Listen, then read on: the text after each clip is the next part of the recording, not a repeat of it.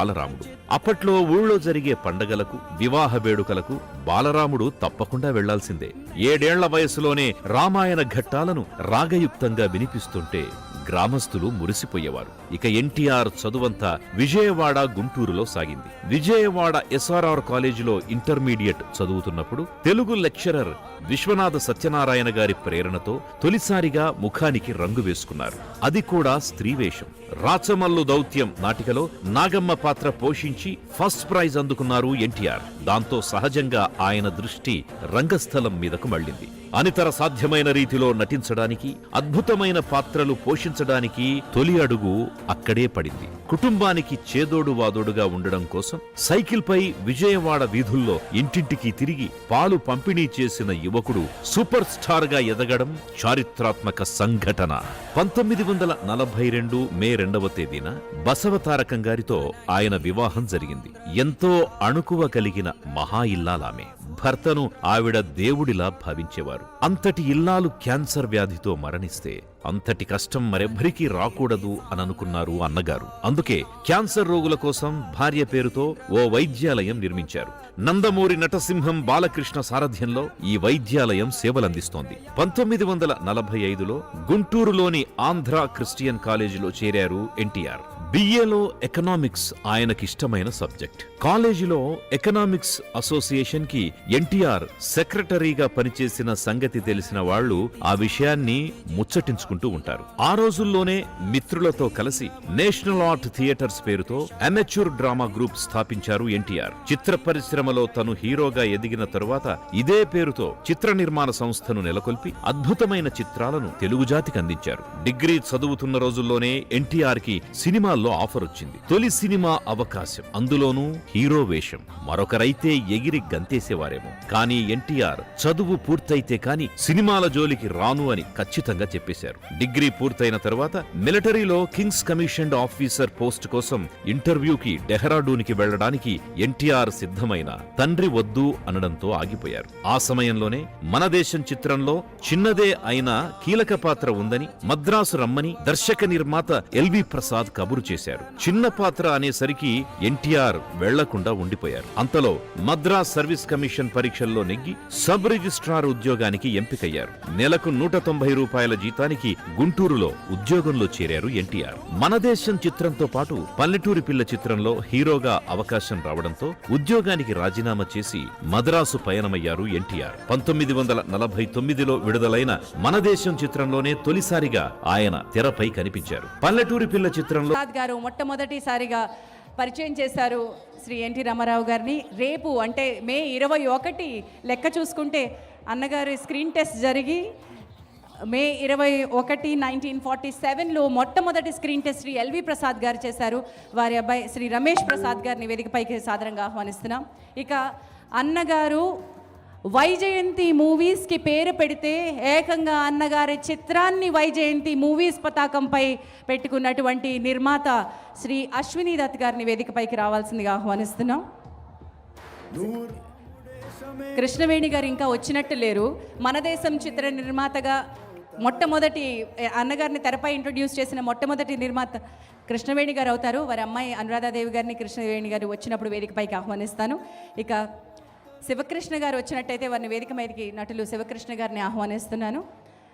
రోజారమణి గారు ఇంకా వచ్చారో లేదో నాకు కనబడలేదు. రోజారమణి గారితో చెప్పాలంటే చెల్లెలిగా చేశారు, అలాగే నందమూరి అన్నగారికి చెల్లెలిగా చేశారు, నందమూరి బాలకృష్ణ గారికి అక్కగా చేశారు. అది కూడా ఎన్టీ రామారావు గారు మొట్టమొదటిసారిగా దర్శకత్వం వహించినటువంటి చిత్రానికి. కొరియోగ్రాఫర్ శివ సుబ్రహ్మణ్యం గారిని వేదికపైకి రావాల్సిందిగా ఆహ్వానిస్తున్నాను. సామ్రాట్ అశోకాకి వారు కొరియోగ్రఫీ చేశారు. ఇక తాతినేని ప్రకాశ్రావు గారి అబ్బాయి తాతినేని ప్రకాశ్రావు గారు నందమూరి తారక రామారావు గారు రూమ్మేట్స్గా ప్రస్థానాన్ని ప్రారంభించారు. టిఎల్వి ప్రసాద్ గారిని మొట్టమొదటిసారిగా దర్శకులుగా పరిచయం చేసింది ఛాలెంజ్ రాముడితోటి అన్నగారే. సో శ్రీ టిఎల్వి ప్రసాద్ గారిని తాతినేని ప్రసాద్ గారిని వేదికపైకి రావాల్సిందిగా ఆహ్వానిస్తున్నాం. ఎడిటర్ శ్రీ వేమూరి రవి గారిని, అలాగే ఎదురుగుండా అసీనలో ఉన్నారు ఎడిటర్ శ్రీ కోటగిరి వెంకటేశ్వరరావు గారిని వేదిక మీదకి రావాల్సిందిగా ఆహ్వానిస్తూ ఉన్నాం. రాఘవేంద్రరావు గారు చేసినటువంటి అత్యద్భుతమైన చిత్రాలు 1, 2 అన్నిటికీ అద్భుతమైనటువంటి ఎడిటింగ్ అందించారు. సో ఇద్దరు టెక్నీషియన్స్ కలిసి వేదిక మీదకి రావడం పండగగా ఉంది. Welcome sir. నటీమణి, నిర్మాత, గాయని శ్రీమతి కృష్ణవేణి గారు, అనురాధ దేవి గారు కూడా విచ్చేశారు, వారి అమ్మాయి.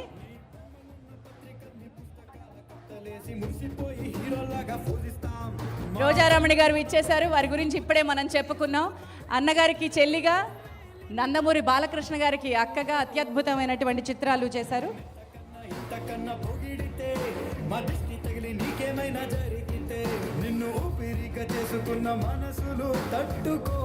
ఇక మీడియా మిత్రులతో అన్నగారికి ఉన్న సన్నిహితంలో నందమూరి వంశానికి మనవళ్ళు మనవరాళ్ళు రాబోతున్నారు. ముందుగా వారి చేతుల మీదుగా జ్యోతి ప్రకాశనం జరగాలని కోరుకుంటూ, నందమూరి వంశానికి మనవరాళ్ళని ప్రత్యేకంగా పిలుస్తాం. ముందుగా grand daughters Seema, Deepika, Roopa, Brahmani, Tejaswini, Devayani, Ishani, Dikshita, Prerana. Grand sons Srinivas అని, ఇషాని, దీక్షిత, ప్రేరణ. Grand sons Srinivas, Deven, Anish, Yashwant. నందమూరి తారక రామారావు గారి గ్రాండ్ చిల్డ్రన్ అందరినీ కూడా జ్యోతి ప్రకాశనానికి రావాల్సిందిగా ఆహ్వానిస్తున్నాను.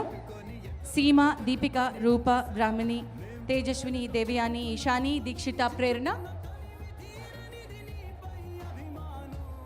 అలాగే grand sons Srinivas, Deven, Anish, Yashwant.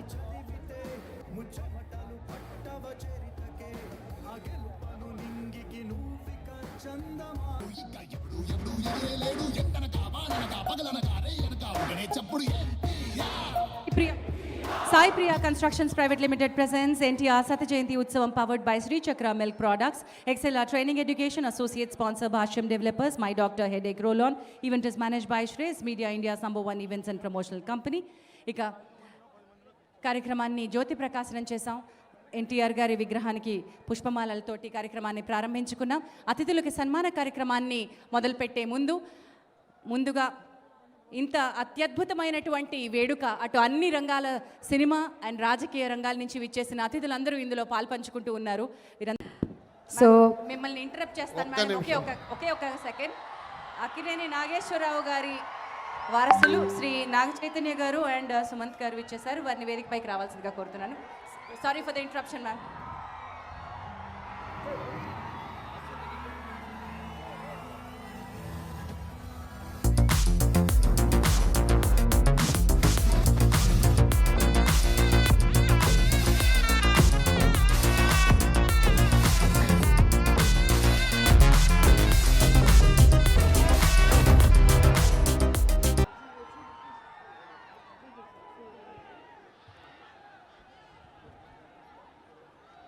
Sorry for the interruption. దయచేసి అందరినీ కూర్చోవాల్సి, శ్రీమతి జయసుధ గారిని కొనసాగించాల్సిందిగా కోరుతున్నాను. శ్రీ రామారావు గారి గురించి చెప్పాలంటే చాలా చెప్పాలి. 5 నిమిషాల్లో 15 నిమిషాల్లో మాట్లాడేది కాదు. వారి దగ్గర నుంచి క్రమశిక్షణ అంటే ఏమిటో నేను ఆయన దగ్గర నుంచి నేర్చుకున్నాను. ఒక విధంగా చాలా గర్వంగా చెప్పుకోవచ్చు. ఏమిటంటే శ్రీ రామారావు గారితో నా దేశం అనే సినిమా నేను ఆయన సరసన కథానాయకురాలుగా యాక్ట్ చేశాను. అది so before you start, let me invite mega power star Ram Charan Tej గారు on to the stage.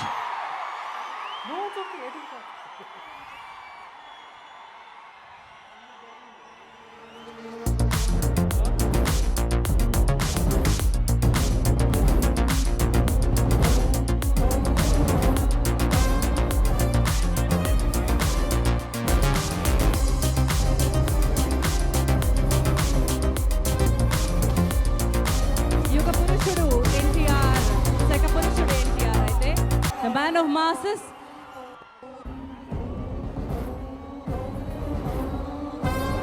Mega power star Shri Ram Charan Tej గారికి స్వాగతం, సుస్వాగతం.